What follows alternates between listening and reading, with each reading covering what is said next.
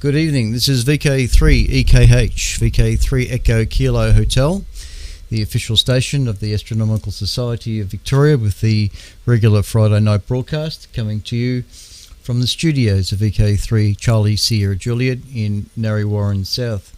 A very pleasant good evening to everybody who's tuned in to tonight's session here on the 22nd of July 2022. Trust everybody has had a pleasant week that's just gone past and tried to stay warm as much as possible. We've certainly had some cold nights here in Melbourne over the last week, and I don't think the weather is improving for the next week either. Well, it's not too bad right now. It is 8 degrees here in Narre Warren South at this point in time. Okay, we're broadcasting on prime frequency of 3541 kilohertz. That's our main transmission frequency and has been since 1988, plus or minus. And we're also simulcasting on 1865 kilohertz AM in the 160 meter amateur radio band. It's what I refer to as HF1 and HF2. We were transmitting an ATV picture through Melbourne television repeater. It was working up until a few minutes ago. There is an attempt to try and reset the system. So once I know that the repeater is back on air, we'll switch the transmitter back on. But we are streaming by YouTube. So the HD vision side of the station can be seen on the YouTube channel, which can be found on YouTube, and just type in VK3CSJ and look for the live transmission, which is happening at the moment. And I'm just going to check to see if no, it's not. That's also dropped. The BATC, the British Amateur Television Club, was also seeing a signal from the RTV repeater, but I can see that's dropped as well. So it looks like the repeater at the last moment has decided to fall over. So there it is. All right, we've got a jam-packed 1 hour coming up. So I'm going to try and move along. If I want everything in, I've got a feeling I'll still have to bump a couple of articles to leave it over to next week. But we also have a 13-minute video report from Tamitha Scove, solar report on what's been going on with our sun in the last few days. So I've got that all queued up to go to as well. In the meantime, so we're on HF and we're on the YouTube stream, and we're monitoring our email input at the moment, inbox that is to say. Any signal reports tonight can be sent to vk3ekh@gmail.com, vk3ekh@gmail.com. And also a chat window, the Discord chat window, which can be found via the ASV website at www.asv.org.au under the Radio Astronomy tab, and look for the ASV broadcast link, and you'll see the Discord link. You can sign in anonymously or with your name or call sign or whatever, but it'd be nice to see you up on the Discord chat window. And I can see that Graham, VK3GRK, is there, and also Steve, VK3SBX, has joined into the chat window as well. And Mike, VK3XL, is about to come on, and we also have Brett, who's about to come on. He's just in the middle of typing something. VK2CBD, we can see you about to come up. So good evening, guys. Good to see the chat window sparking to life at 10 o'clock. That's excellent stuff. All right, so good evening to everybody. It's 6 past the hour. Okay, just we might be very close to getting the ATV repeater up and running again, but I'll find out in just a moment whether that's a go-ahead or not. All right, the Astronomical Society of Victoria, founded in 1922. It comprises around 1,700 members throughout Victoria, Australia and overseas. Membership of the Society is open to anyone with an interest in astronomy. The Society's objectives are to encourage the study and practice of astronomy, to disseminate the knowledge of the science and to provide greater facilities for the study among its members. Monthly meetings are usually held on the second Wednesday of each month, except in January, the latter being held on a Saturday night. Meetings start at 8 p.m. at the Mullier Hall National Herbarium in Burwood Avenue, Melbourne, near the Melbourne Observatory, which is located adjacent to the Shrine of Remembrance. Parking is available in Burwood Avenue, Dallas Brooks Drive and the surrounding streets. Admission is free and visitors are most welcome. Privileges of membership include the right to borrow books, periodicals and other publications from the Society's extensive library located at the Melbourne Observatory.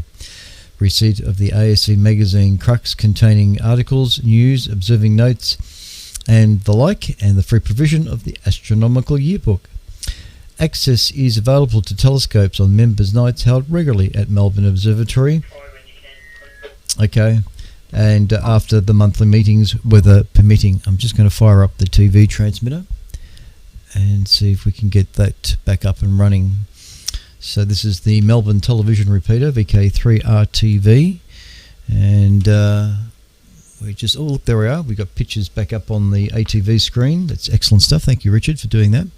And it looks mightily good from what I can see on there on the big screens. So excellent stuff. In fact, if I go to my other camera, and I can, for those watching the TV, I can show you what I'm seeing up here. This is the big screen. That is the output of the repeater, VK3RTV. So there it is, visual feedbacks. Sorry about that, getting distracted from something. You didn't need to see that, really, to be honest.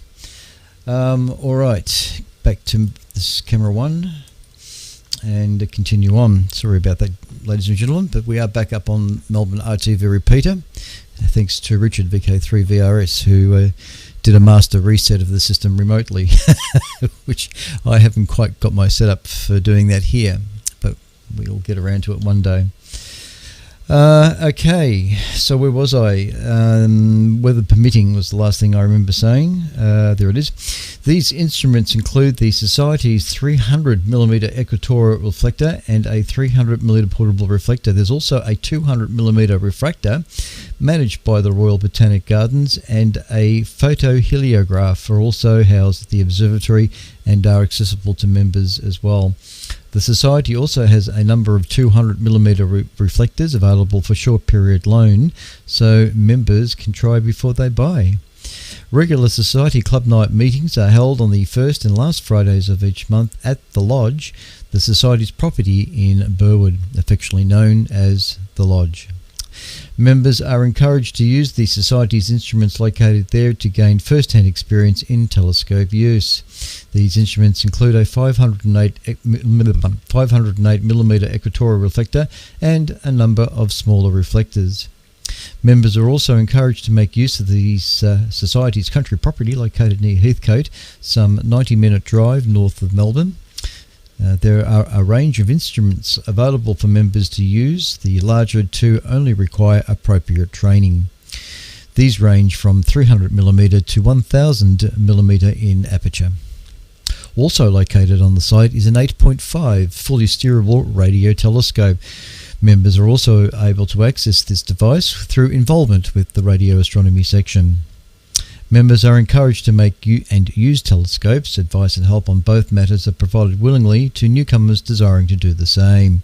Instrument making is only one of the number of common interest activities catered for within the Society. Other areas of interest that members can participate in include deep sky observing, astrophotography, lunar and planetary observing, auroral, meteor, comet, radio astronomy, computing, cosmology, astrophysics, historical studies and research and astronomy in general are all catered for one way or another. Contact details for various section directors are provided in the yearbook. Further information may be obtained by visiting the ASV website and notifications of events are given in the Crux Extra Bulletins, which are the little news bulletins that are published by email to members every other week outside of the main newsletter Crux. Please note that the ASV will conform to all government health directives. ASV events may be required to be cancelled, moved or postponed, but members will be well and truly informed. You can write to the Secretary of the Astronomical Society of Victoria, GPO Box 1059, Melbourne, Victoria 3001 if you wish. But otherwise, you can also go to the ASV website at www.asv.org.au. That's www.asv.org.au, and all will be revealed. Okay, now I didn't get around to finishing off the Sky Notes from the dates, important dates, historic dates from Sky Notes. I haven't quite finished that, and I'm going to just run through a handful of what's remaining there. So let me just pick up the Sky Notes that I can see. Okay, this is VK3EKH, ASV Radio. I can see there's already some folks that have sent me some emails too. Thank you, Don, Ian and Andrew, all checking in there. I'll get to you in just a moment. Thanks, guys. 5 and 9 on a wet string here, says Mike, VK3XL. That's a marvellous piece of wet string. G'day all, says Brett. All right. So today's date's the 22nd. I might kick it off from yes, I mentioned that last time, so we'll kick it off from there. The 20th of July 1969. Who can guess what happened then? I got a little bit of a write-up on that to read tonight too. 20th of July 1969, Apollo 11 moon landing, when Lunar Excursion Module Eagle touched down in the Sea of Tranquility. On the 21st of July 1969, of course, first human set foot on another world, albeit the moon. At 12:39 Australian Eastern Standard Time, Neil Armstrong becomes the first person to step on the moon. He is followed 20 minutes later by Buzz Aldrin, while the third Apollo 11 astronaut, Michael Collins, remains in the Command Service Module, Columbia. In lunar orbit, Armstrong and Aldrin are on the moon for 21 hours and 36 minutes. On the 22nd of July, 1784, first use of parallax, and hence calculation of the distance to a star, by Frederick Bessel. 1784. On the 23rd of July 1995, Alan Hale and Thomas Bopp discover a comet now named after them. 1995. Also on the 23rd of July 1928, Vera Rubin was born, famous for analysing rotation rates of galaxies. On the 24th of July 1969, first lunar landing mission Apollo 11 ends with the command module splashdown in the Pacific Ocean. On the 29th of July 2005, dwarf planets Eris and Make announced, leading to Pluto becoming a dwarf planet as well. And finally, on the 30th of July 1971, the first lunar rover used on the moon in Apollo 15 mission. There it is, the Sky Notes. Thank you to the Science Museum Planetarium for that information. All excellent stuff. You're tuned to ASV Radio, VK3EKH. Thank you, Clint. No worries. All right. Now, first article is, could Earth scientists create their own equivalent to the James Webb Space Telescope? Now, there is it's a bit of an old image, and I don't think I brought it up because everybody's seen it. So I'm not. There's no image with this article. I won't worry about it. It's with the article they have included the first image taken by James Webb with that amazing view. So everybody's seen it. So we won't worry about it. You're just going to stick with my face for the moment. Anyway, we'll get through this. Could Earth scientists create their own equivalent to the James Webb Space Telescope? What does this article talking about? What does it mean? The James Webb Space Telescope has amazed the public with images of the universe. What kind of big deal project could the Earth scientists pursue to create the same level of public excitement? July 21. The primordial fires just after the Big Bang, the atmospheres of distant planets around another star, the towering pillars of interstellar dust glowing brightly in the vastness of space.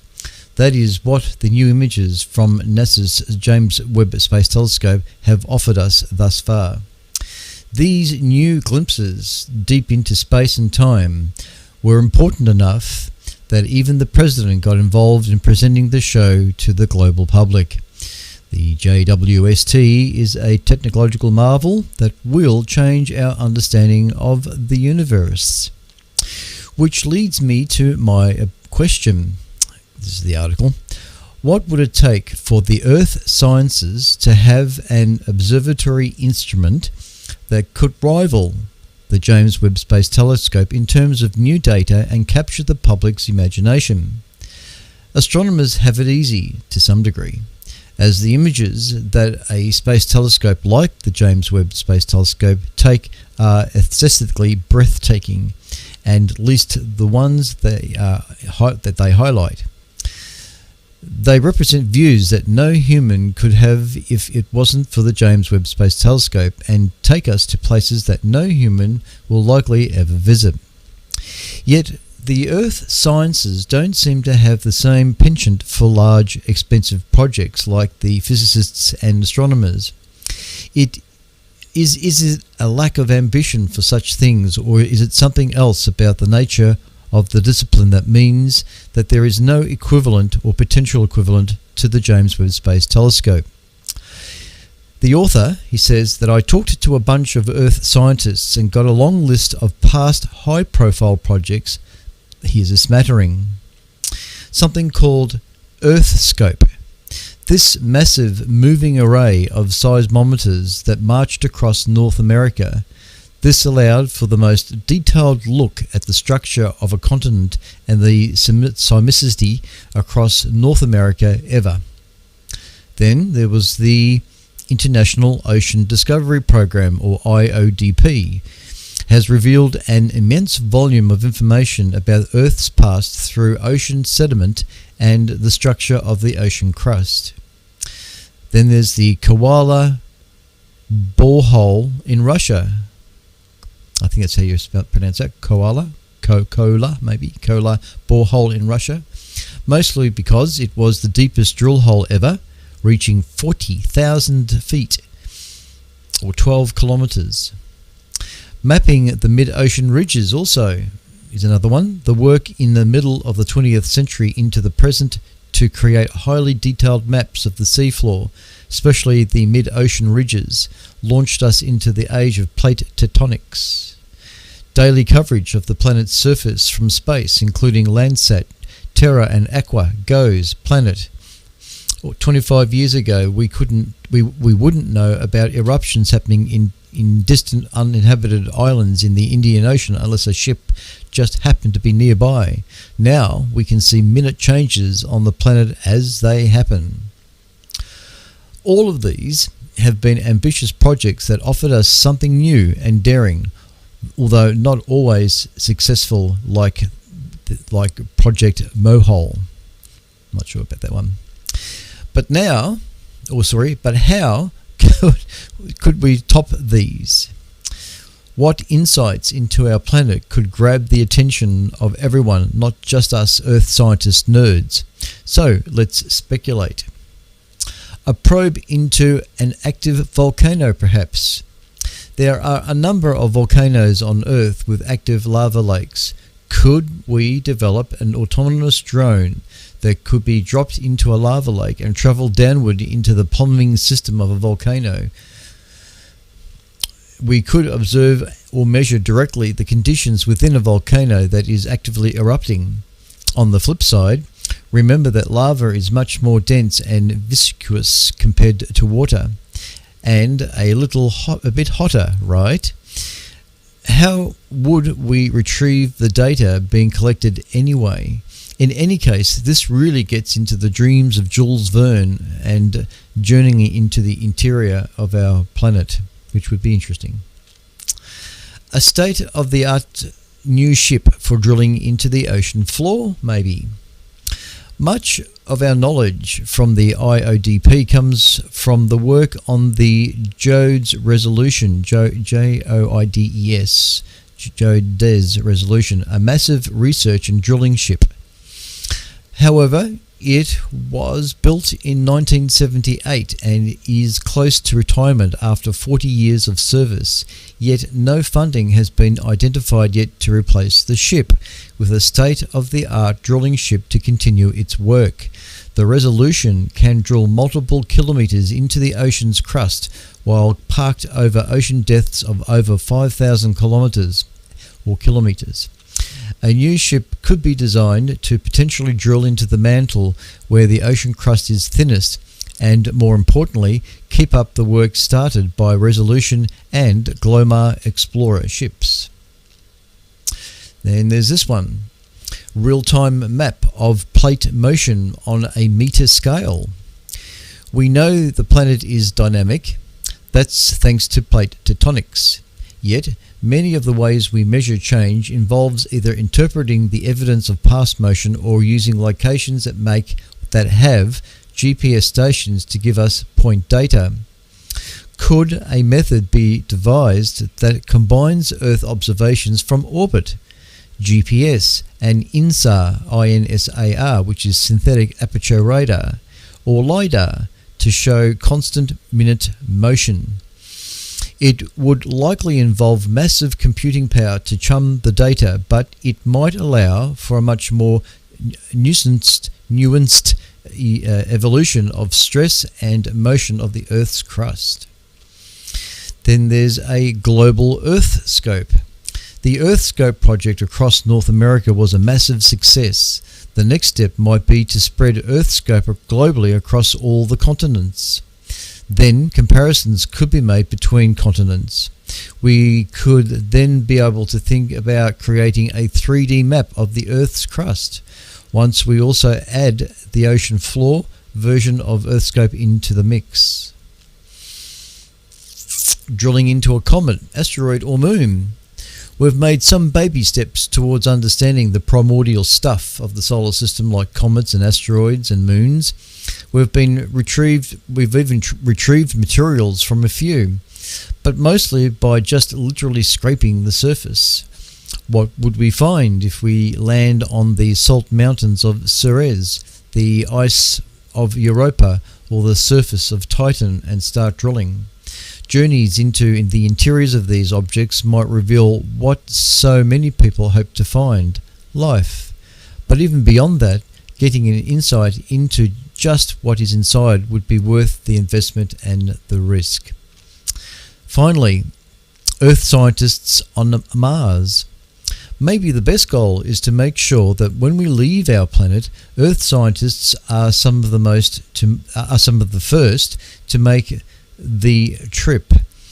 Mapping and directly observing another planet like Mars or visiting our moon would not only unlock secrets of those places, but also give us more insights into our own planet. Even if the goal of some of these missions might be to colonize or resource, we will need a strong foundation in the geology of wherever you are, and although we don't know if any of these planets or moons have life, we know that they have rocks. I realize that it takes a lot of money, political capital, and time to get projects like these to happen. However, without these kinds of big dreams, sometimes you can get trapped playing around in the margins. Human advancement has been driven by scientific curiosity and risk-taking. Creating an environment where all scientists can do this, or at least suggest wild ideas for exploration, should be the main goal heading into the middle of the 21st century. Without it, we'll be left to follow the paths forged by people who might have other ideas in mind for our future. That's a subtle hint there.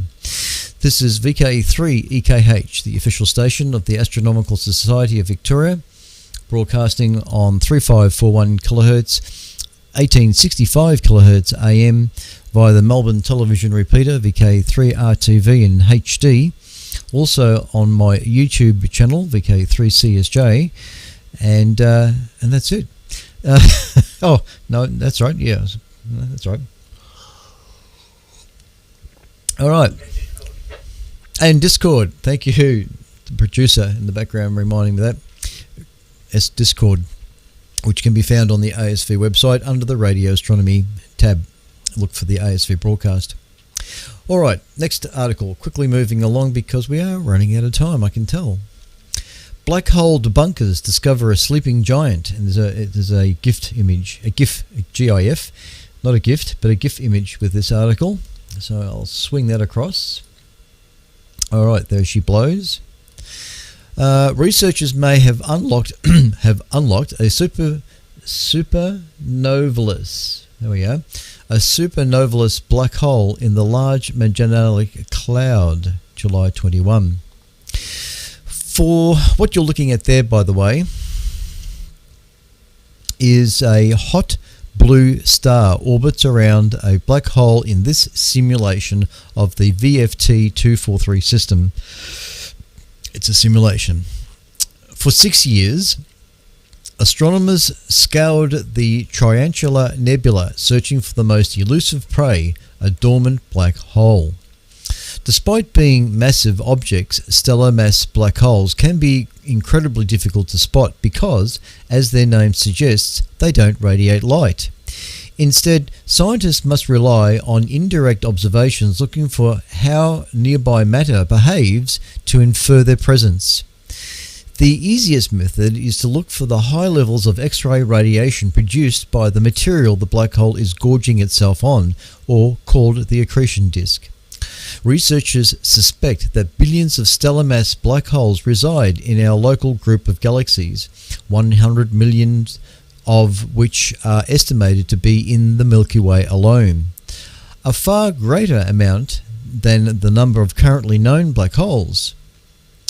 If most of these stellar mass black holes are X-ray quiet, meaning that they don't have an accretion disk emitting light, they would be incredibly difficult to spot.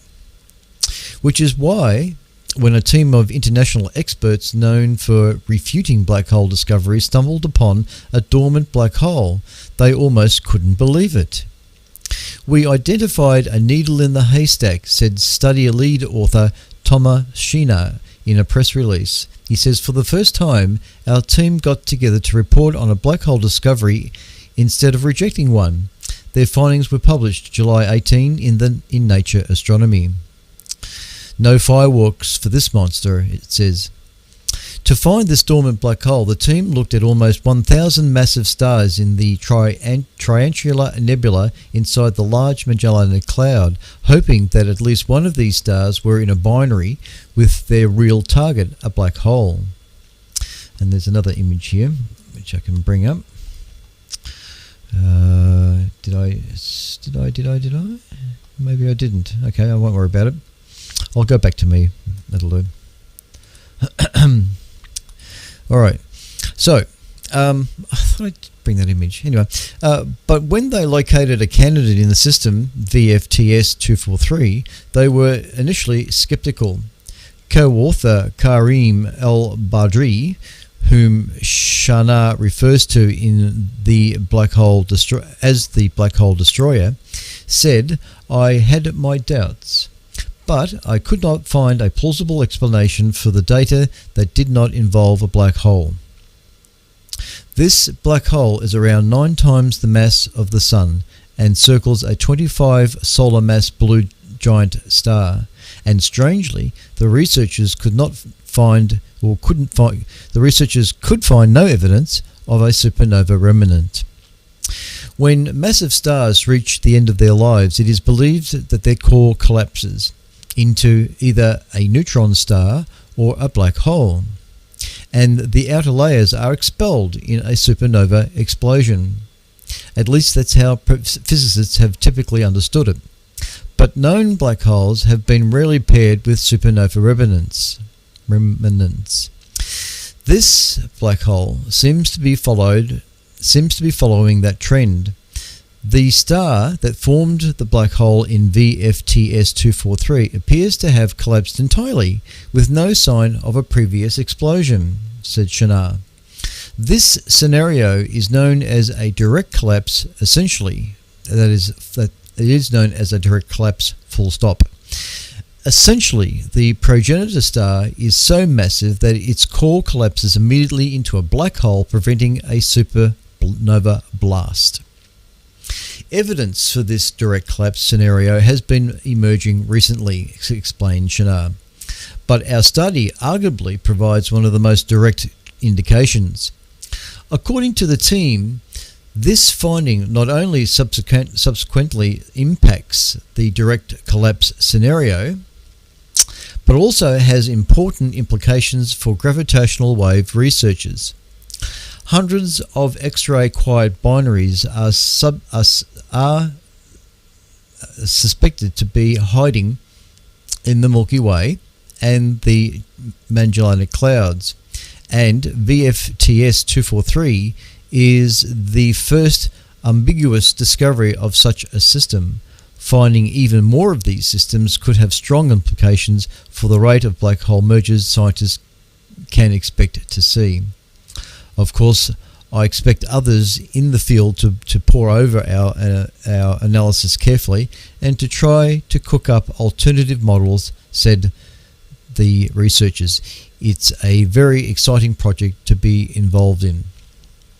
There it is. Black hole debunkers discover a sleeping giant. That's courtesy of astronomy.com under the news tab. You're tuned to ASV Radio, VK3EKH, the official station of the Astronomical Society of Victoria.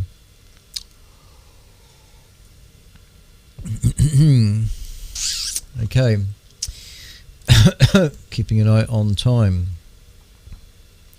This next one's a very quick article, but it's to do with Voyager. So I'll just bring up a picture of Voyager for what it's worth. NASA woke up Voyager 1 from 13 billion miles away, and the spacecraft actually signaled back. Have you ever tried starting a car that's been sitting unused for a couple of decades? There's no guarantee that it will even respond, let alone actually start up. That makes the feat NASA achieved just a few days ago even more impressive. The space agency contacted the Voyager 1 spacecraft in interstellar space after an amazing 37 years of inactivity to briefly activate its thrusters. The Voyager 1 was launched way back in 1977 to observe the outer edges of the solar system. It occasionally communicates with NASA's Deep Space Network to receive routine commands and beams back data.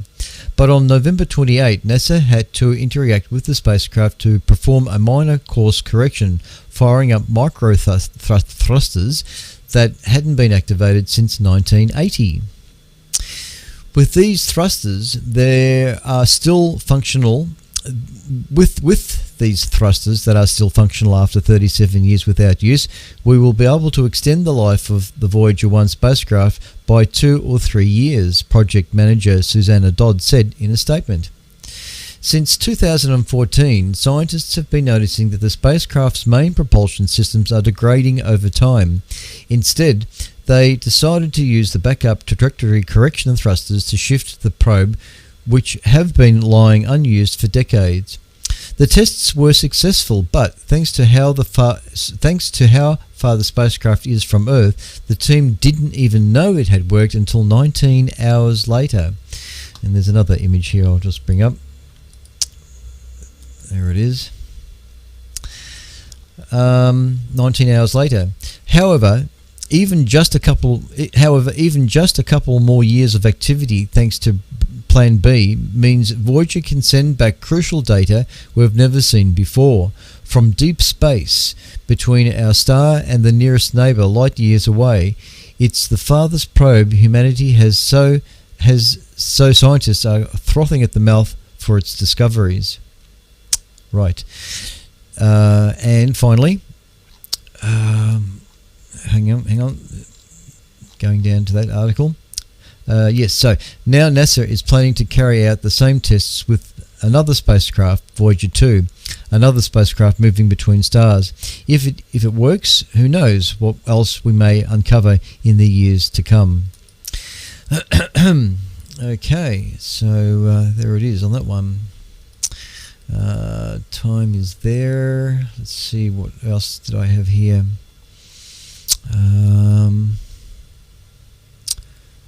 Yeah, okay, just checking the time here. How big is this article? There's so many other articles here of interest. I've got to make sure I've got time for Tamitha's report. Yeah, okay. I'm going to squeeze this one in, and there's an article here, a picture, I should say, of Jupiter.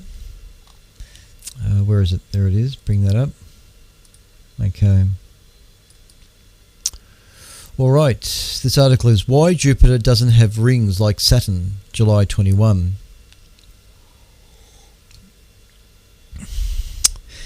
Because it's bigger. Okay, that's it. Next article. Sorry. Because it's bigger, Jupiter ought to have larger, more spectacular rings than Saturn has.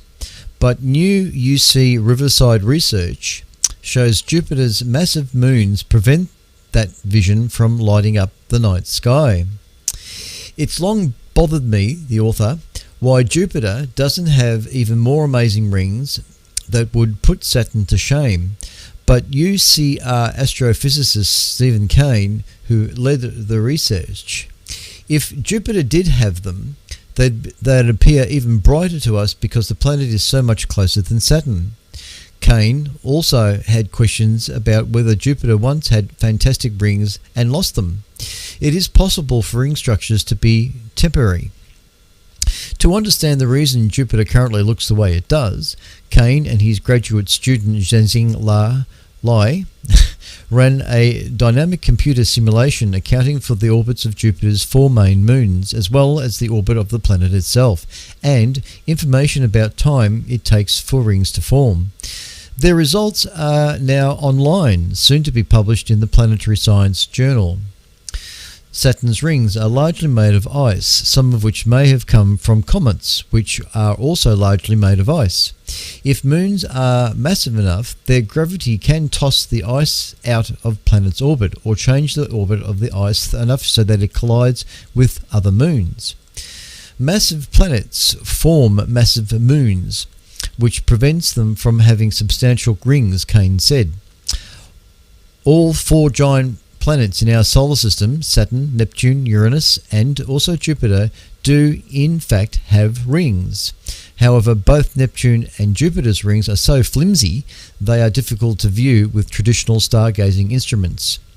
Coincidentally, some of the recent images from the newly commissioned James Webb Space Telescope included pictures of Jupiter in which the faint rings are in fact visible, which is I think what you're seeing on the screen at the moment.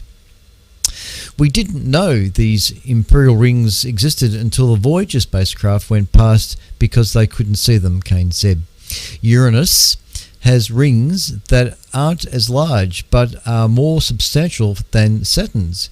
Going forward, Kane intends to run simulations of the conditions on Uranus to see what the lifetime of the planet's rings might be. Some astronomers believe that Uranus is tipped over on its side as a result of a collision the planet had with another celestial body. Its rings could be the remains of that impact.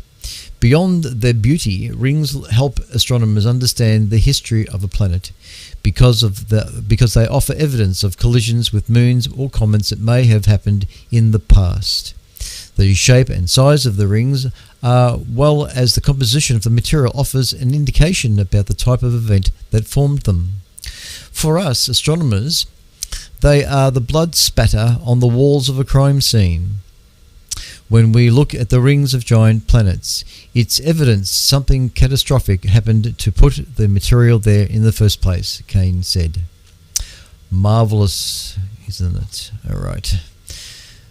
You're tuned to ASV Radio, VK3EKH, coming to you from the studios of VK3CSJ in Narre Warren South. All right. I'm just going to see if I'm going to just squeeze in this one because I've just felt this was worth it too. It's just if I look. No, I don't know if I should bump the space weather report because I know it's actually shortish, but oh yeah, okay. I'm just seeing what I'm doing here.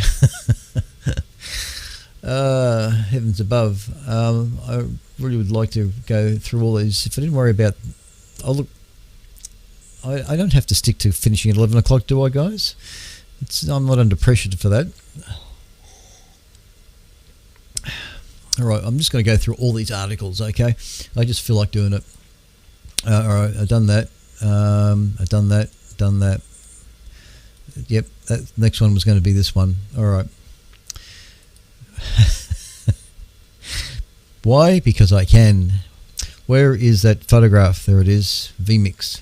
Blasted program. Why can't I cut it? Why is it doing that? Merge, fade. Well, I can fade it. Okay, there it is. I don't know why I couldn't cut that. You see, I said something bad about vMix and it started to play up on me. All right, you might be wondering what that image is all about on the screen right now. And it did that all of a sudden. Why did it go back? What's going on? Okay, I think it's... Okay, sorry about that, ladies and gentlemen. Boys and girls. All right, this is an article. Yep, okay. I'm just going to go zip through this. Why are we fascinated by stories of UFOs and aliens visiting Earth? Why is this thus? About 75%. I love the way this article starts. About 75% of Americans believe in extraterrestrials, and encounter stories are scattered throughout history. But our attitude towards aliens has evolved in recent years. This is a July 12 article. In September 1961, Betty and Barney Hill were driving late at night in the mountains of New Hampshire when they saw a flying object whizzing in the sky. Barney thought it was a plane until he saw it swiftly switching directions. According to the interrupted journey, the couple nervously continued driving until the spacecraft confronted them. They remembered seeing humanoid-like creatures and hearing pinging sounds and reverberated off their car trunk. And then they found themselves 35 miles further along the highway with almost no memory of what had transpired. They believed they had been abducted. The Hills reported their experience to the nearby Air Force Base, and it later became the subject of a book and then a movie, as well as an infamous story in the December 1974 issue of Astronomy magazine. Their experience was widely considered to be considered the start of a collective fascination with extraterrestrials. It's a captivation that persists, and 75% of Americans believe there are intelligent life forms elsewhere in the universe. But attitudes have changed, and most Americans no longer think aliens are hostile or a national security threat. Social scientists say our attitudes towards unidentified flying objects have evolved with our acceptance of technology. Scholars mark 1947 as the start of the UFO fascination. A pilot flying in the Cascade Mountains in Washington state reported seeing disc-shaped objects. In the next decade, aliens were primarily seen as benevolent, intelligent beings who came to Earth to offer advice or warnings. In 1961, the Hills reported their abduction, and stories about aliens became more sinister. Social scientists like famed psychologist Carl Jung, Jung, analysed the UFO obsession and found it fit neatly with humans' long fascination with heavenly accents. Whereas past societies looked for angels, saints or gods to descend from the heavens, modern Americans were looking for technological angels. Starting in the 1960s, aliens were both benign angels and menacing demons, which promoted some religious scholars to see UFO fixation as a modern religious movement. Other scholars saw the popular fascination as a response to society dealing with rapidly changing technology. At the start of the 1950s, for example, most households didn't have a television. That changed within the decade, and Americans were also aware that technological advancements could soon bring computers into our workplaces, households, and even our bodies through devices like cardiac pacemakers. Most Americans now rely on technology for work and entertainment. People who call out to Alexa to add an item to the grocery list aren't as technologically anxious as people were in the past. And for decades, that anxiety fueled books, TV and film about extraterrestrials. The 1982 film E.T., the Extraterrestrial, dominated box office sales and was one of the few storylines to depict a kind of alien. Most popular narratives featured frightening aliens. The long-running TV series X-Files involved a government cover-up about alien life forms. Similarly, the 1997 film Men in Black, based on the comic book series, involved government agents protecting both alien allies and Earthlings from a variety of cosmic criminals. Stories about abduction were also common, which scholars have analysed and identified consistent patterns and rhetorical devices. One scholar suggested that aliens were a stand-in for technological fears. Abductees described how the aliens controlled their bodies and minds. The aliens used high-tech futuristic gadgets to conduct tests, many of which were described as stressful and painful. In the end, the person had lost time and they could not even account for. Another study looked at 130 accounts of alien abductions. The author found that the standard abduction story about aliens waking you from bed, transporting you to a spaceship, and then subjecting to medical tests was a modern myth in which the storyteller placed themselves as the hero. One abductee, for example, made himself a hero, saying his super genetics was the reason that aliens had abducted him multiple times. Abductee stories about humanoids communicating telepathically are outlandish but compelling, and social scientists think they persuade people to listen. Finally, in 2007, a psychologist interviewed and analysed people who felt aliens once abducted them. The psychologist concluded these people were sane, but created false memories that fictional accounts partly fueled. So why would anyone else believe their stories of aliens sucking them into a spacecraft and then probing them in all the wrong places? The author found that the stories were compelling because the emotions expressed were both real and relatable. The stories followed a consistent pattern, which made them feel more valid, and there were also many people willing to tell these tales. The large amount of people who have described UFO encounters or abductions have prompted scholars to consider the belief as a type of myth-making. And myths, one scholar notes, endure because they have both the appearance of truth and social approval. Thus, UFO fascination flourished because the accounts seemed truthful and many people were willing to trust in a repetitive but incomplete narrative and to believe there was much more to be learned, just as they said in the X-Files. The truth is out there. You're tuned to ASV Radio, VK3EKH. Oh, I've had that slide up all this time. Oh dear. All right. Next article. I thought that was interesting. I've been holding on. That was about 2-3 weeks ago, that article. So I thought I'd just hold on to that one. All right, the next thing I'm going to have is something about James Webb Telescope has found the oldest galaxy we have ever seen in the universe, July 21. This is relatively short, and there is a picture associated with this article, so I shall throw that up. Okay, discoveries from James Webb Space Telescope are pouring in, with analysis of the latest data revealing a galaxy that dates back to just 300 million years after the Big Bang, the oldest we have ever seen. Just weeks into its mission, the James Webb Space Telescope has broken the record for the oldest galaxy ever observed by nearly 100 million years. Seeing some of the first galaxies to form after the Big Bang 13.8 billion years ago is one of the key goals of the JWST. When these emerged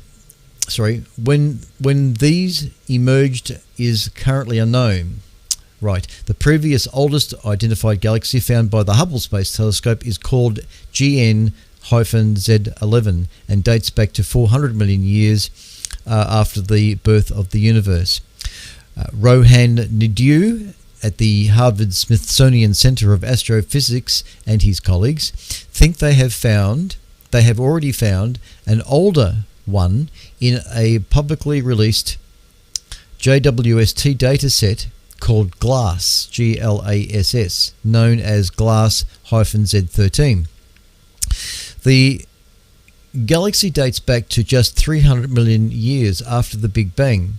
The team also found a second galaxy, GLASS-Z11, of a comparable age to GN-Z11. We found two very compelling candidates for extremely distant galaxies, said Naidu. If these galaxies are the distant we think they are, the universe is only a few 100 million years old at that point. The two galaxies appear to have already grown the equivalent mass of 1 billion suns since they started forming. That is something we would expect for galaxies that have been forming for around 500 million years, says the team, possibly hinting that the stars formed more rapidly than we thought in the early universe.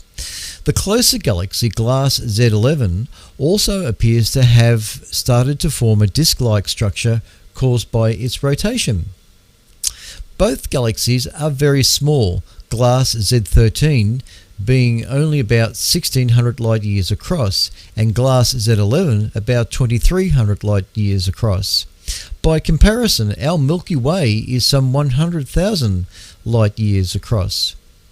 Gabriel Brammer at the Niels Bohr Institute of Denmark, part of the GLASS team and a co-discoverer of GN-Z11, says that further analysis will be needed to confirm the distance of the two galaxies. Only James Webb Space Telescope can do that work. They are very convincing candidates, he says. We are partly confident that James Webb Space Telescope could see distant galaxies, but we're a little bit surprised at how easy it is to detect them. James Webb Telescope's immense power should make discoveries like this a regularity. Longer haunts for ancient galaxies should be able to probe much further, perhaps to less than 200 million years after the Big Bang, than some of the first galaxies and the stars in the universe are thought to have formed. How early does star formation start in the universe, says Naidu, is one of the last major unknowns in our broad timeline of the universe, he said. Courtesy of Science Daily. You're tuned to ASV Radio, VK3EKH. All right, I'm going to throw this in. This will take me up to 11 o'clock. So if you want to catch up with the Space Weather Woman. You're just going to have to hang in there. All right, I've got to change images here. All right, this is the next article. You'll all recognise this person for those watching TV. All right, 5 things you may not know about Neil Armstrong. As we celebrate the anniversary of humankind's first steps on the moon, Apollo 11, we take a look at Neil's life. On July 20, 1969, astronauts Neil Armstrong and Buzz Aldrin undocked the lunar module from the command module Columbia, with astronaut Michael Collins remaining in lunar orbit. Armstrong and Aldrin used the lunar module to touch down in the moon's Sea of Tranquility. With the world watching the live transmission, Armstrong emerged from the module, becoming the first person to walk on the moon. Aldrin followed 20 minutes later. The astronauts then spent the next 21 hours collecting moon specimens while Collins kept the module in orbit. After several hours of rest, the 3 began the journey back to Earth, and they returned home to a hero's welcome. Although Armstrong was revered as the commander of the crew, he shied away from the attention and soon left NASA, opening up to biographers later. The Apollo 11 mission was one chapter in his eventful career as a pilot and astronaut. However, here are 5 other details from his storied life you may not have known. He had several close calls in flight. Many people remember Armstrong as the calm commander who landed Apollo 11 on the moon in 1969, but it took him decades of flying to gain the needed experience to safely navigate the spacecraft. Armstrong first received his pilot license at the age of 16. After graduating high school in Iowa in 1948, he attended Purdue University and had his tuition paid for by the Holloway Plan. The program had him attend his first 2 years at Purdue, then leave for 2 years of flight training and 1 year of aviator service with the US Navy before returning to campus to finish his final 2 years. While serving in the Korean War in 1951, Armstrong was flying low at 500 feet and 350 miles per hour. His plane hit a wire the North Koreans had strung up to damage low-flying planes. The wire ripped 6 feet off his right wing. Armstrong flew his plane toward the ocean and away from enemy territory. He ejected over water, but the winds dragged his parachute back toward land. To his surprise, an American military vehicle soon rumbled by and picked him up. The driver was a friend from flight school. Okay, didn't know that. He had musical talents. While finishing his bachelor in aeronautical engineering, Armstrong also joined a fraternity and had a bit of fun. For the school's varsity varieties, each fraternity had to present a short musical review. Armstrong twice wrote and directed his fraternity's musical, including the version of Snow White and the Seven Dwarfs. It appears he paid too much attention to the musical and he received a C.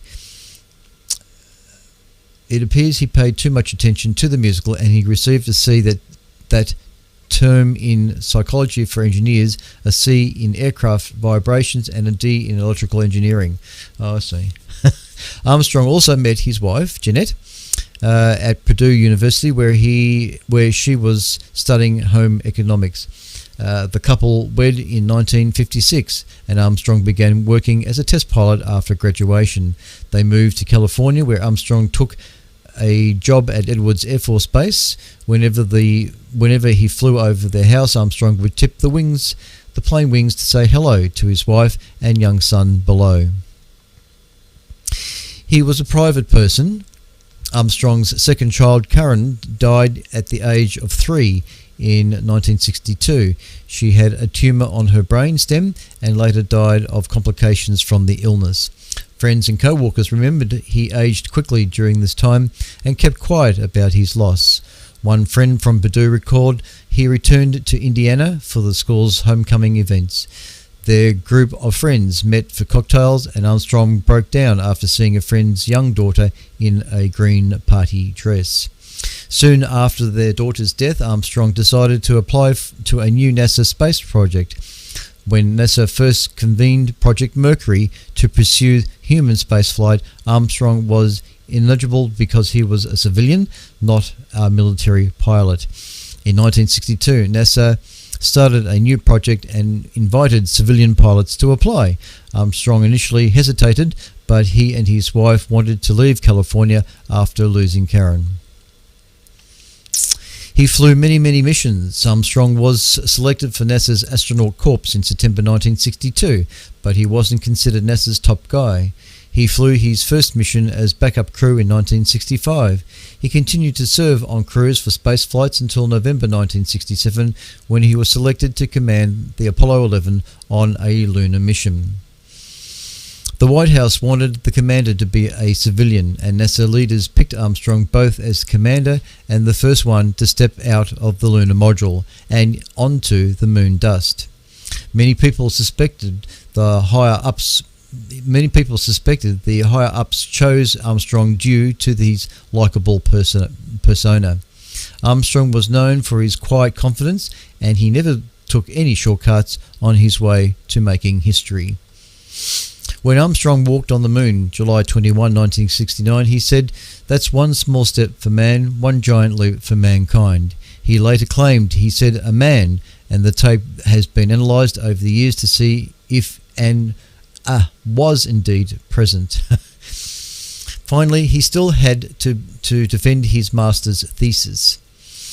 After his historic moonwalk, Armstrong received invitations to meet with dignitaries worldwide. He became a household name, but he still had to impress his thesis committee the hard way. Armstrong had completed his coursework at the University of Southern California for a master's in aeronautical engineering, while he's still working as a test pilot in California. In 1970, he returned to the USC and successfully passed an oral defense of his theses. Armstrong left NASA in 1971, moved his family back to Idaho, and took a professor position at the University of Cincinnati, where he remained for the next 8 years. He remained connected with NASA, and he served on various commissions, including the one that investigated the explosion of the Space Shuttle Challenger. He continued to fly into his 70s. When he died at the age of 82 in 2012, he donated many of his personal papers to Purdue University, including the staggering 70,000 pieces of fan mail. Well, there it is. That's the 5 things you may not have known about Neil Armstrong. But I thought, because it's this time of the year for that to remember, I thought I'd just throw that one in. All right. Now, I don't have to mention this next article, but I think I will, because I just love this movie. So I've got this one slide here to bring up. As soon as you see the slide, you'll know exactly what I'm talking about. There it is. And we are celebrating. We are celebrating the 20th anniversary of the movie Contact. I actually put on Contact on Tuesday night, and I didn't even realise that it was 25 years ago that Contact was released to view at the cinemas. But there it is. Something must have told me that it was worth putting on.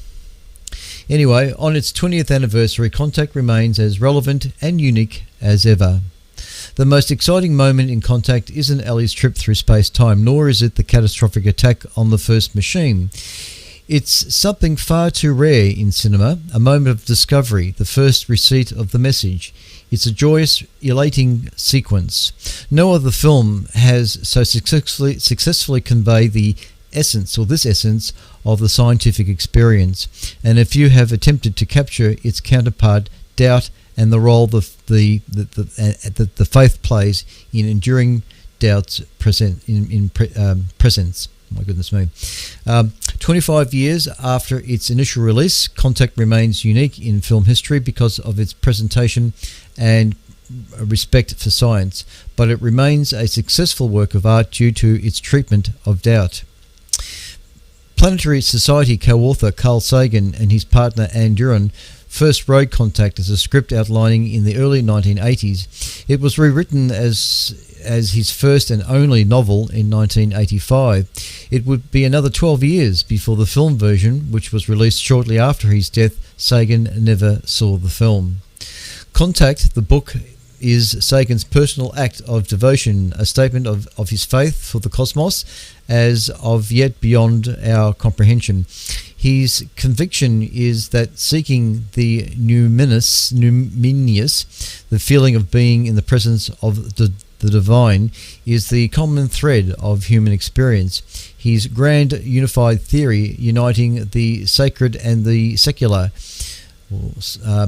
Hearing a voice from the sky, whether a mathematical message or a revelation, triggers the same emotional structures in our brains, and perhaps, although the common experience, our species can find some sense of common purpose and elevated cause. The film details, of course, humanity's discovery of a message from an advanced intelligence. It is discovered by Ali Arroway, a radio astronomer, and her small team of true believers, scientists convinced of the likelihood of terrestrial life. The message eventually reveals itself as a grand design of a machine. The world is faced with a choice: committed to build a machine and steeped in doubt about its function and purpose, or refuse and remain secure in our provincial cosmic backwater. As the film progresses, Ali is beset by small-minded men that wish to destroy and leverage or monetize the machine for their own purposes. But her faith in its nature and the ability of science to transcend those petty desires is ultimately rewarded with a journey through the machine itself and a tour through the heavens, and finally making contact with a projection of her own late father. Returning home, she confronts the reality that her trip looks to be a failure.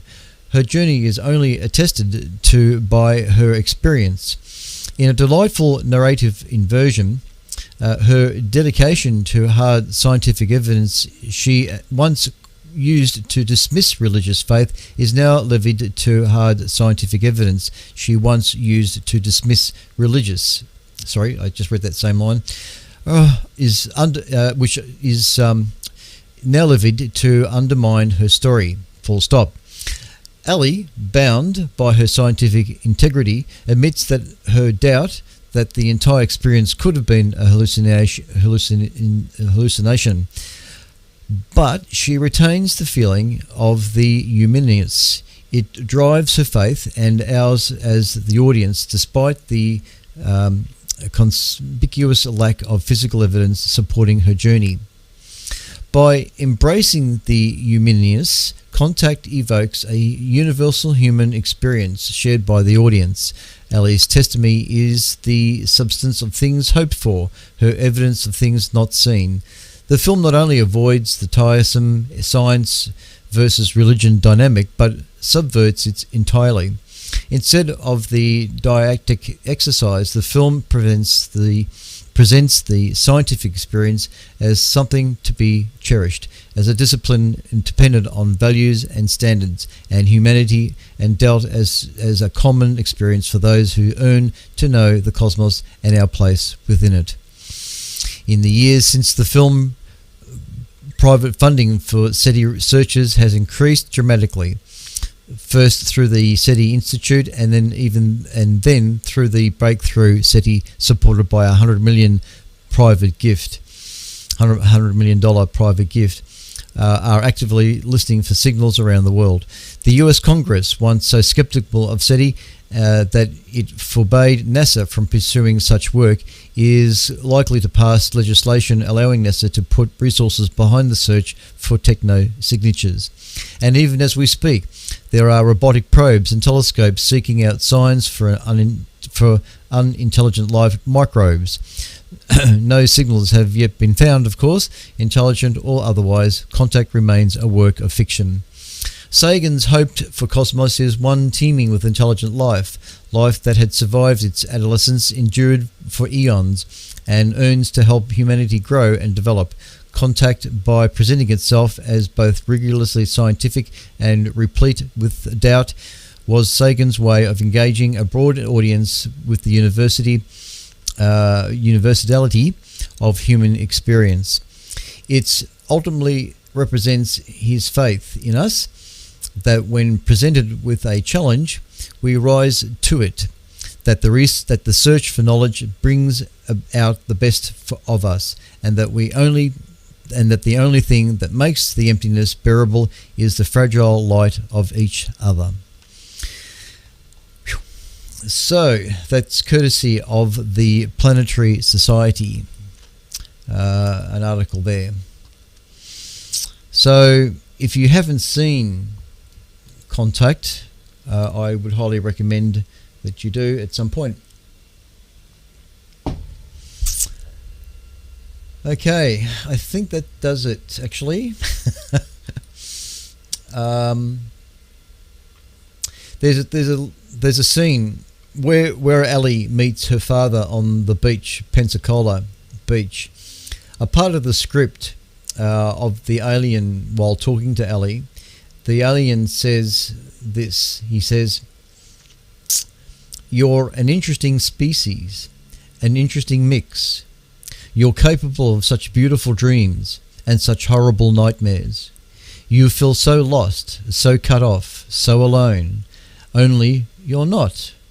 See, in all our searching, the only thing that we've found that makes the emptiness bearable is each other." So there's something in that for all of us. All right. Let's get to Space Weather. I'm still going to run Space Weather Woman. She deserves her time here. In fact, I'm going to do it now. So let me just bring up Tamitha. Sit back and relax for the next 13 minutes. If you want to go to bed and take off, by all means, go ahead and do it, because this is all being recorded on YouTube and you can watch it later, because I know some of you do that. So let's go ahead with Tamitha, and I better just put my headphones on so I know that this is going to work, because I need to press a button for this to work. Okay, all right, okay. Go ahead, Tamitha. We have multiple big flare players on the Earth-facing disk, and back-to-back solar storm launches are going to give Earth a 1-2 punch. Those stories and more in the news this week.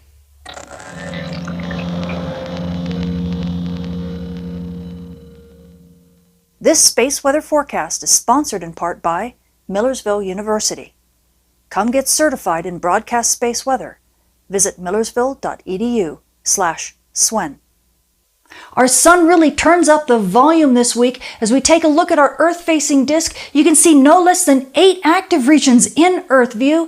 2 of these, which are big flare players, are now rotating off of the sun's west limb, but we still have regions 30, 56, 57, 58, and 59 that are all big flare players. They have been giving us some big radio blackouts, and we've been dealing with that over the last couple days, and we do still have a risk for X-class flares, but thus far, only M-class. It's not been too bad.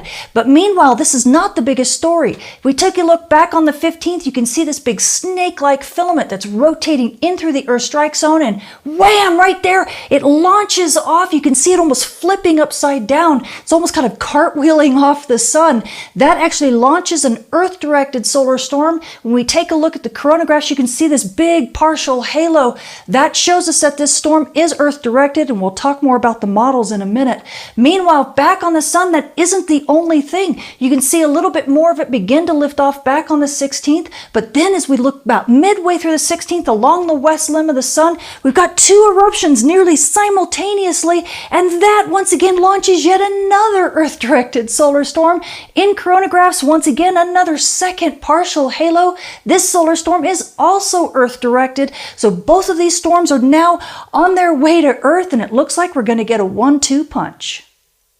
Switching to our M-flare threat meter, as we take a look at the activity over this past week, we can see that the X-ray flux is sitting in and around the seafloor, and that means by proxy the solar flux is also pretty high. We're sitting well into triple digits. We're actually beginning to inch up to nearly 200 as we get closer and closer to solar maximum in this cycle. And this means that we've got great radio propagation on Earth's day side, but as you can see by all of the flare activity, it's going to be noisy on those radio bands. In fact, we've had 5 M-class flares over this past week, the biggest one being on the 14th. This was almost an M3 flare from region 3058, and yes, it gave us a decent radio blackout on Earth's day side. These conditions will easily continue over this next week, so you amateur radio operators, emergency responders, and GPS users know that radio propagation and radio signals will be disrupted on Earth's day side sporadically, easily over this next week, and this is likely going to continue as we see even more active regions rotating into Earth view over the next few days. Switching to our solar storm conditions, as you can see over the past couple weeks, we've actually had a little bit of storming. In fact, back on the 7th was when we got hit by that stealthy solar storm that was followed by kind of a fast wind chaser, and that actually bumped us up to storm levels for a decent while and lasted until about the 8th, gave us some decent aurora, cleared down to mid-latitudes. It was kind of a nice surprise show for all of us because that solar storm was oriented just perfectly. Let's hope this next set of solar storms will do the same thing. Meanwhile, things began to calm down, and then we bumped up again a little bit back on the 11th and 12th. This was mainly due to a small pocket of fast solar wind. Got a little bit of aurora from that, but things since then have now calmed back down, and it's kind of the quiet before the storm, because right about the 19th and easily into the 20th and possibly the 21st, we're going to get hit by those two solar storms back to back that could easily bump us back up to storm levels and bring aurora down to mid-latitudes once again. So aurora photographers, definitely keep your batteries charged. Switching to our solar storm prediction model, NLOL, this is NASA's version of the model, and you're looking down at the sun from the North Pole with Earth being off to the right. Now, when we take a look and we see that first solar storm launch, remember this is the storm that launched on the 15th. That was that beautiful snake-like filament that kind of erupted like in a cartwheel motion off of the sun. This one looks like it's going to be a direct hit at Earth. NASA has the impact time being early on the 19th, so aurora photographers, make sure you get your batteries charged and get ready, because this will be the beginning of the storming that could last over the next several days. Now, if we take a look at that second solar storm that was launched, this was the one that kind of was a composite eruption that launched pretty much from the west side of the sun, but had kind of a southward part and a northward part, and it kind of all came out together. This one is going to be the weaker of the two punches, but it does look like it's still going to be kind of a side swipe at Earth. This should happen around the early part of the 20th. So as we're beginning to calm down from that first solar storm, we're going to get hit by that second one, and that should kind of enhance things a bit and possibly keep us storming for a bit longer. So aurora photographers, clear down in mid-latitudes. It looks like you're going to get a lot of chances over the rest of this week to be able to get some decent aurora show. So what else does our sun have in store for us this week? Well, this is Stereo A. It's our partially far-sighted monitor. You can see here's Earth, here's the sun, and here's Stereo A staring at the sun just a little bit from the side.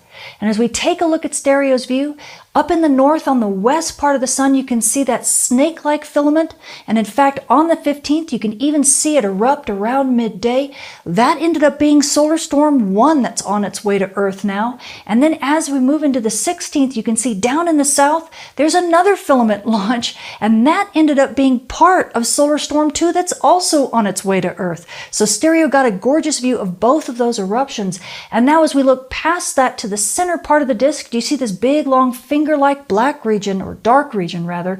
This region is a coronal hole, and it's going to be sending us some fast solar wind. It is visible on Earth in Earth view, but it's not rotated into the Earth strike zone. That's going to take about another week for that to happen. And when it sends us some fast solar wind, that means we can get another chance for aurora. So aurora photographers, if this 1-2 punch of these solar storms fizzles out, don't lose hope, because we're going to get another chance for more aurora show in about a week thanks to this coronal hole. Now, as we move and we look to the east part of the sun, well, believe it or not, there's even more active regions that have yet to rotate into Earth view. So amateur radio operators and emergency responders, well, we've got some potential more big flare players rotating into view. So expect those radio bands to stay noisy, but also stay in the good range for radio propagation on Earth's day side in this coming week.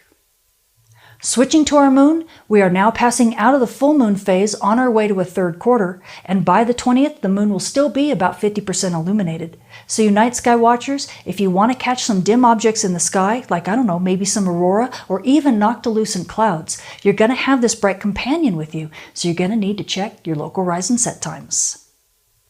Switching to our solar storm conditions and aurora possibilities over the coming week, we are anticipating the back-to-back solar storms that are on their way to Earth are going to give us a 1-2 punch starting around the 19th. Now, NOAA has not released all of their predictions for the solar storm period, but at high latitudes, I'm expecting that we're going to see major storm conditions. In fact, up to about a 60% chance of a major storm on the 19th. Now, remember, this is going to be followed by a second punch from that weaker solar storm, and that could keep us storming at high latitudes, probably minor storm conditions, but up to about a 50% chance of major storming, and that will begin to slowly quiet down as we move in through to the weekend. So aurora photographers at high latitudes, you're going to get a lot of chance for good aurora shows if you're not battling that midnight sun.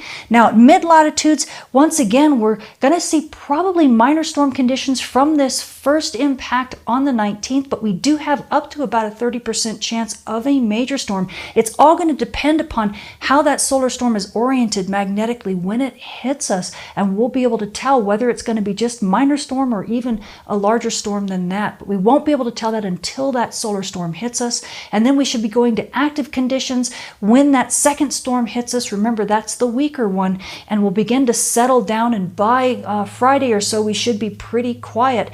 But that's going to be enough for aurora photographers to get some decent show at mid-latitude, so definitely keep your batteries charged. And if these all turn out to be a bit of a fizzle, don't worry about it, because remember, next week we will be getting that chance for some more aurora with that big fast solar wind pocket that's going to be coming from that coronal hole.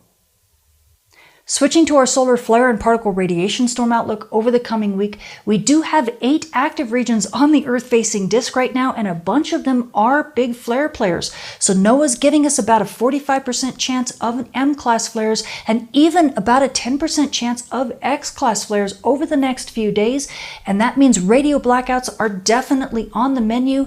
GPS users, especially near dawn and dusk, be sure to stay vigilant, because your GPS reception during these radio blackouts can get a bit dicey.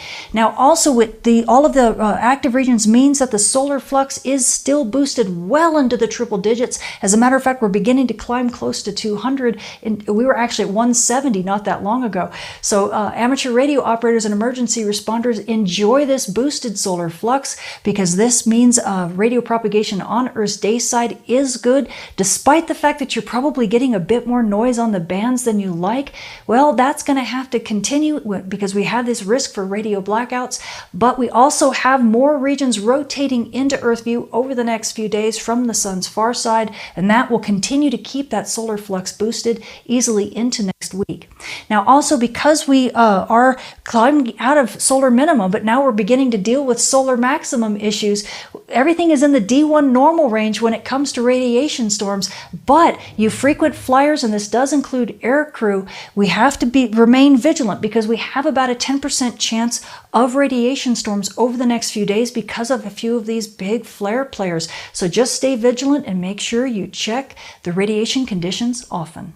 So the space weather this week has gotten very exciting. We have back-to-back solar storms that are on their way to Earth, and they could give us kind of a 1-2 punch and give us some gorgeous aurora that could last for multiple days, as long as that orientation of the magnetic field in those storms is the right way. It could be a beautiful show for aurora photographers, so be sure to keep your batteries charged. But don't worry, folks, these storms really are not that large. They're more like rainstorms than hurricanes, so you don't have to worry. We're not going to have a problem mitigating through them.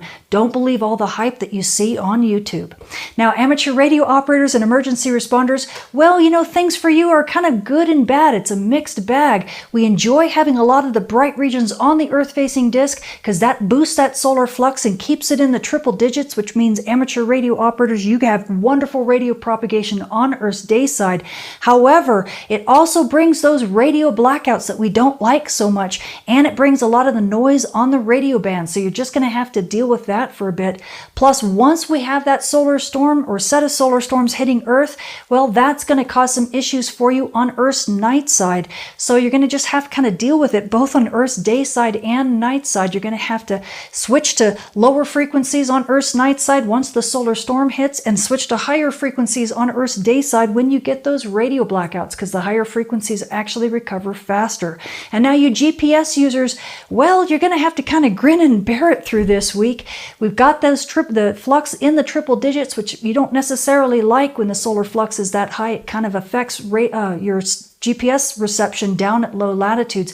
Plus, we also have those radio blackouts that causes issues near dawn and dusk. And oh my goodness, as soon as those solar storms hit, well, Earth's night side anywhere near Aurora is not going to be all that great for you either. So you're just going to have to wait until things kind of calm down. And until then, be sure to stay vigilant with the GPS reception, because it could be a bit dicey even at low latitudes.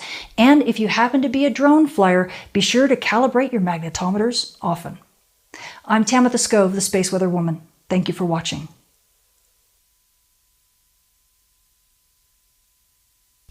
Okay, thanks Tamitha. VK3 EKH ASV radio, and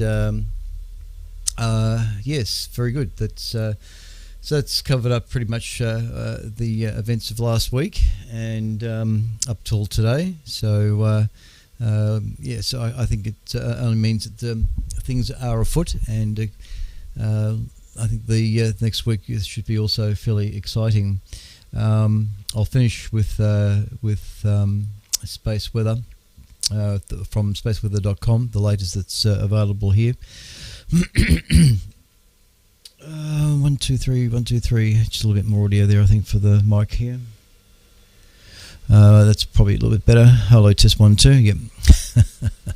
Okay, the current sun, the solar wind is currently at 426.7 kilometers a second, and the disk of the sun, which I can bring up on the screen, current image we have available.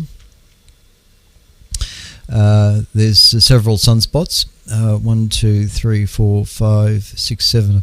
I think 7 sunspots on the disk of the sun as we speak.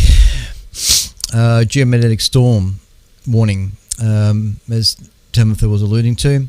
Geomagnetic storms are possible on July 23rd, when a full halo CME is expected to hit Earth's magnetic field.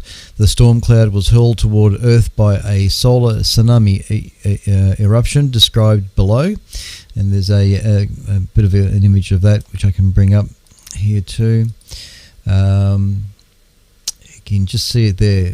Just as it repeats, the image is just on a repeat loop, and you can see how just towards the center there's a bit of a CME eruption that occurs just there in the middle. Look at that. Whoosh, there you go. See, whoosh, as Tamitha says. And of course then there's another image from the Soho. Oops, don't do that to me. Hang on, I'll go back to vMix and bring it up on vMix instead. There it is. Okay, so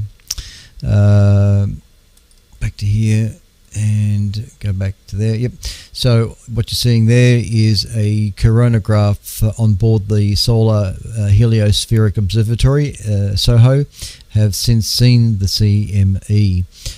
This was July 21. In the movie that they made here, we see a superposition of multiple CMEs. The brightest clouds are at the 8 o'clock and 10 o'clock positions, may be from far side eruptions. They are not heading for Earth, or of greater interest is the faint halo full halo CME, which emerges just before the 0206 UTC time. And that one was launched by the tsunami and is squarely inside the Earth's strike zone. So yes, the 23rd of July is the chance for definitely some sunspot activity. Sunspot AR 3060 exploded during the early hours, producing C5 class solar flare and what they refer to as a solar tsunami. So let's hope many things happen. All right, going down to the bottom, as of July 22, there were 2,282 potentially hazardous asteroids. Always like to throw that figure in. That's about it for spaceweather.com. Just a quick look at Antarctica, the Aurora Australis, and there's not a whole lot to speak of. There's a little bit of a ring there, but nothing really to cry home about. On that note, I think we shall conclude finally at 11:31. Goodness me, it's been a marathon session tonight. I hope you guys managed to stay there with me. I know some have left on the chat window. I can see that. So I want to say thank you for everybody that's called in on the chat window tonight. From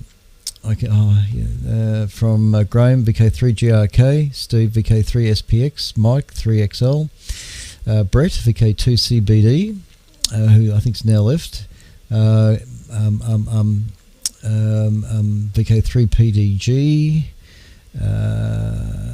and Richard, VK3VRS, Kim, VK5FUSC, and that's about it on the chat window. We had some emails. Thanks, Don, VK3HDX, for your report. We also had Ian, VK5KK2, with his report, giving me a good signal on 80 metres and also hearing on 160 finally. Not very strong, but it was there. We also had Andrew, VK3KIS, giving me reports for 80 metres. And we had Ian, giving me a report 40 plus on 80 metres. Thank you, Ian. So that's the emails that have come through. So on that, we shall conclude our transmission on 160 metres, the 160 metre service, medium wave service. I'm about to lose my voice. So yeah, thanks for listening in, guys. Much appreciated, and we'll be back again next Friday to do it all again. So for those stations on 160, we shall now conclude the service. Information about the society can be found at ASV, www.asv.org.au, of whom the broadcast is on behalf of. And more information about the station can be found at qrz.com, VK3EKH. Just type in QRZ for more info there. This is VK3 Echo Kilo Hotel, the official station of the Astronomical Society of Victoria, concluding transmission on 1865 kilohertz. And everybody have a nice week. Take care, look after yourselves, and see you next Friday.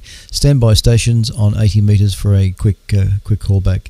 This is VK3EKH in Narre Warren South, VK3CSJ on the microphone. All right, let's clear that off on 160. And now I shall go across to 80 metres and take these headphones off. I don't need the headphones. And get my notebook and pen. And the pen's just fallen on the floor. It's always something.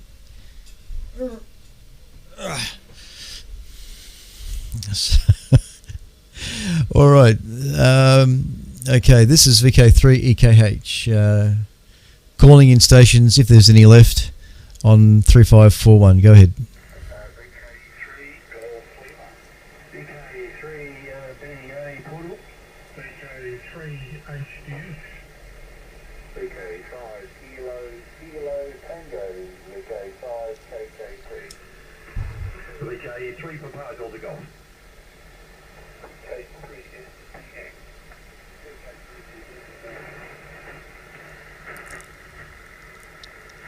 Okay, I'm just going to turn the linear off.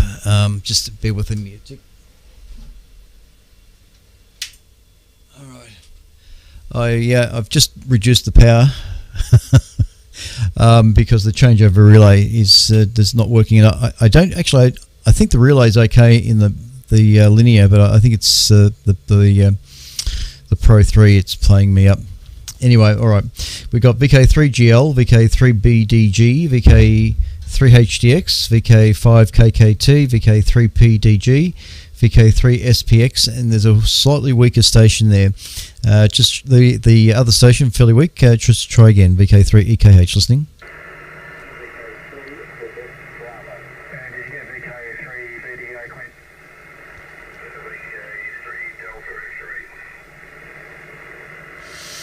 Okay, VK3 Quebec Bravo and VK3 Delta X-Ray.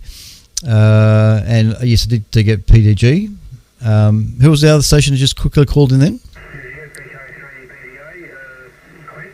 Oh yeah, got you, Graham. Yep, you're second on the list. Not a problem. Thanks, gentlemen, for hanging around. 1, 2, 3, 4, 5, 6, 7, 8. That's pretty good. Cool, thank you. All right, we'll see you all next week. No. Take it, Graham. VK3GL, VK3EKH.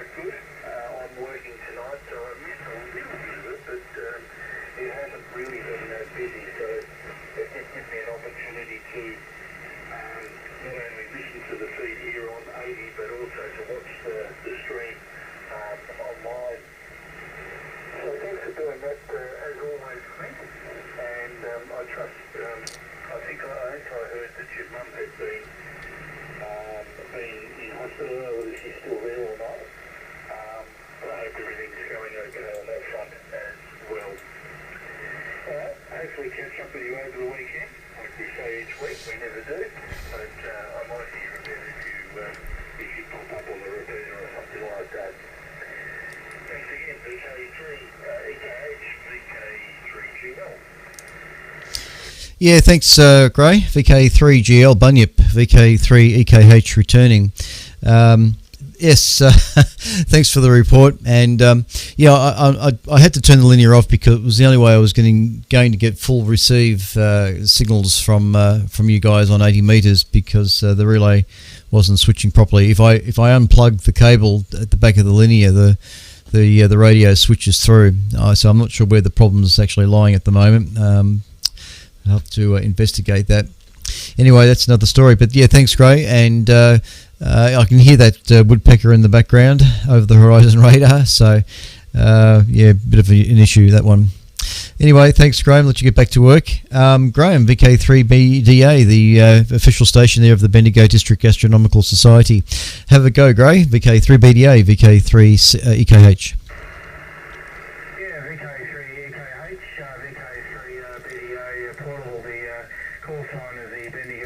It's a better signal. It's a good signal. And I'm here at Mark's place in White Hills, Bendigo, VK3PDG, and Mark is now a member of Discord, and I showed him how to get onto the ASV Discord site there. So yeah, so he was messaging earlier this evening, and unfortunately, I never made it to the Bendigo section Zoom meeting last night, but I had something else on. But also, other news from this area is we've been running around the UHF antenna system on the club rooms of the Bendigo District, the Bendigo Amateur Radio Electronics Club, and at the hall, and we've had some satisfying results so far. So that's been a lot of fun. Yeah, your signal was really good tonight, Clint. Got up to 20 over 9 here at most occasions, and we're also watching you on YouTube as well. And I must say, I'm used to using another radio at my place, the 897, and I've got to say, it does sound really, really good. Your audio sounded like, I was telling Mark earlier, your audio sounded like a nice AM broadcast station on the radio setting on 7300. So there's a big difference between what I'm normally used to listening on, and I've definitely got to get one of these radios. And thanks very much for all the information. It's really good as usual, and it's amazing with what they're doing now with the James Webb telescope. So with that, I'll hand it back to you, and we'll listen to everybody else on the net. So VK3 Bendigo, back to you there, Clint. Thanks, Graham. VK3 BDA. We finally got it. My wrong. I've written it wrong. I have a problem. As soon as I make a mistake on a letter, I go over it a billion times, and that's it. I can't read it anymore. BDA, VK3 BDA, VK3 EKH. It's truth. No worries, Graham. Good signal from you. You're actually better at Mark's location than you are from home. So I am definitely picking up on a far better signal from you. So that's good. Actually, g'day to Mark too, which I'll pick you up in just a moment. Thanks, Graham. And okay on all comments. Very good. And I do appreciate the hi-fi aspect. The AM sounds good. The AM on 160 really does. When I hear it in the headphones, it sounds quite fire. I'm quite pleased about that. Of course, the YouTube side of it should sound also equally good. And I think the TV sound should be reasonably good too up there on the repeater. Acknowledging you there, Martin, too, VK7JAH. I can see that you're there too. Yeah, no worries, Kim. Kim's just writing a comment there on the chat. Okay. All right, next station to go ahead is actually Don, VK3HDX. I'm losing my voice, I can tell. VK3HDX, VK3EKH. Thanks for your email, quite good. VK3EKH and the group VK3HDX. Good evening, Clink. Good evening, everybody. Great signals tonight. Clink, really good. You probably saw my email. Really enjoyed 160 on AM with the sound turned up. Sitting back in the recliner here and watching the pictures on YouTube. Most enjoyable, great articles tonight. You've got a lot of people to get through on the callback, so I won't hold it. But thank you again, and we'll look forward to next week.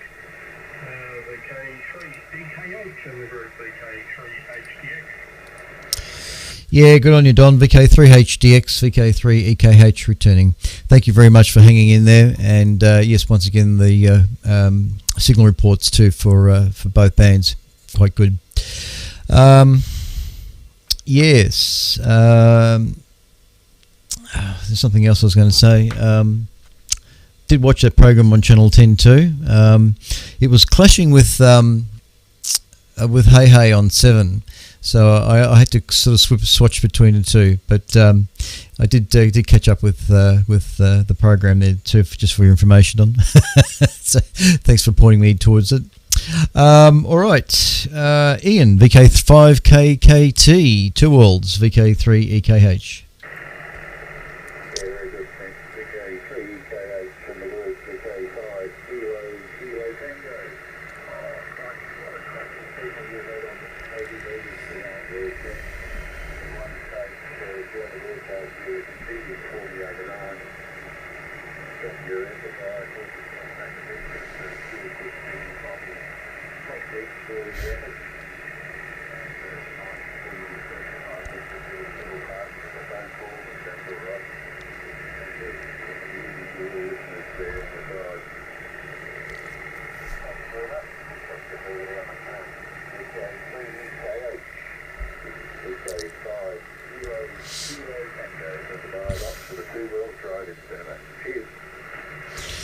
Good on your ENVK5 Kilo Tango 2 Worlds VK3 EKH.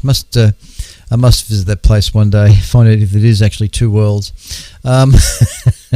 Thanks, Ian. Good, not a bad signal. A little bit of QSB, and the over the horizon radar I can hear is just there on teasing with your signal, but otherwise quite good.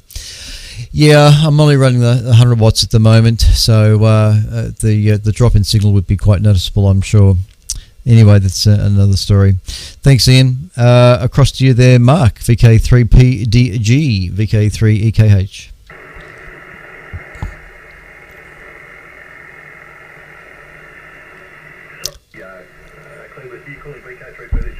Roger, roger.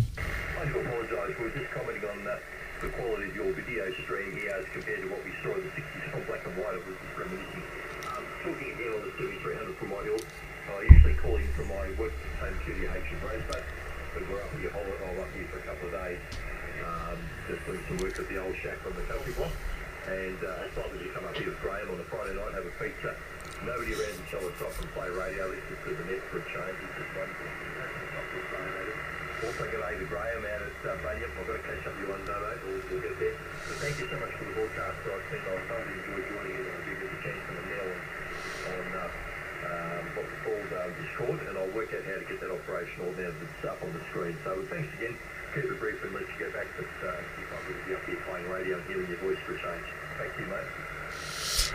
Well, thanks, Mark. VK3PDG, VK3EKH, pressing the 160 meter transmitter instead of the 81. I've got these two radios just sitting close to each other. Like I say, I refer to them as HF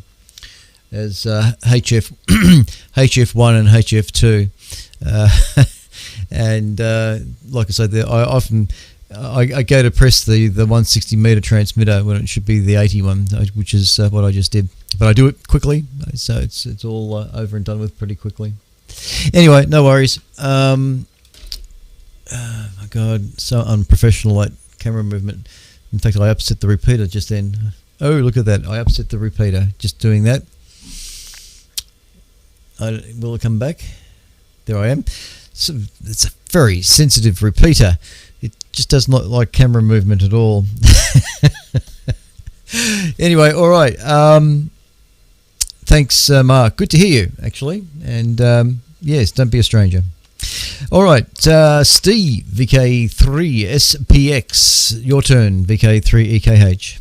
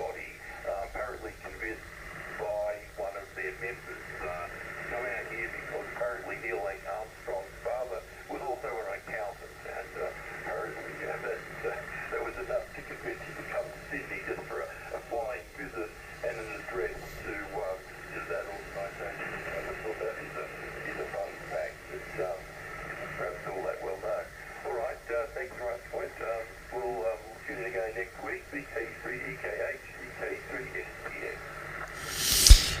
Thanks, Steve. VK3SPX, VK3EKH. Yeah, I got a vague memory that Neil Armstrong did visit Australia, and I think perhaps came to Melbourne, and there was just a one-off public presentation that he made, or something along those lines. I can't recall whether it was actually public or whether it was like a special invitation by one of the universities or something like that. I can't remember, but it would have been. He was a funny fellow, and I guess the whole aspect of being the first man to set foot on the moon and all that, what that brings and entails, just sort of I guess weighed on his mind somehow, some way. I know there's a movie that's been made on it too. First Man. Yeah, there's a film called First Man. If you haven't seen that, that's also worthwhile watching too. I think it encompasses Armstrong's life reasonably well. But anyway, all very good. But yeah, thanks, Steve. And okay, on the volumes of data that you were referring to. Yes, thank goodness for the internet these days. Anyway, thanks, Steve. Good. Thanks very much for calling in. And you're about 10 over 9 here at the moment too. Chris, we've got VK3 Quebec Bravo. I think I've got the call sign right. VK3QB, VK3 Quebec Bravo. I think it's Chris. VK3 EKH. Have a go.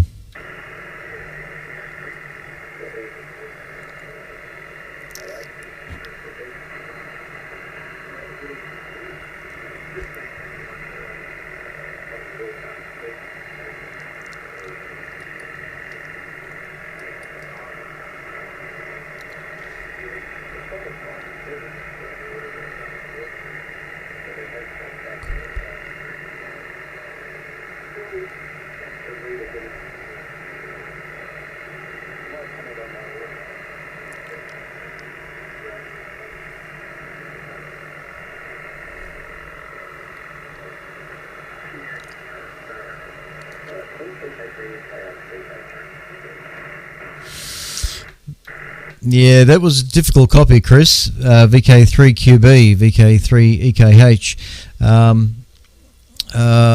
Going by QRZ.com, you're down in Korumburra. You're really only a stone's throw away, so it should be a really good signal. But I noticed that even on Graham's signal at Bunyip, it wasn't. I mean, he was readable, but not as strong as normal. So a little bit of the short skip isn't happening tonight. It's a little bit difficult getting heard, I think. And I think you're also having difficulties with me actually at the moment too, now that I've got the linear turned off. But look, thanks Chris for calling in anyway. And but yeah, a bit difficult to copy. Your signal is up and down quite a bit, and just hard to copy all the way through. Very unusual. And I think Martin, VK7JH, is reporting the same thing, that his readability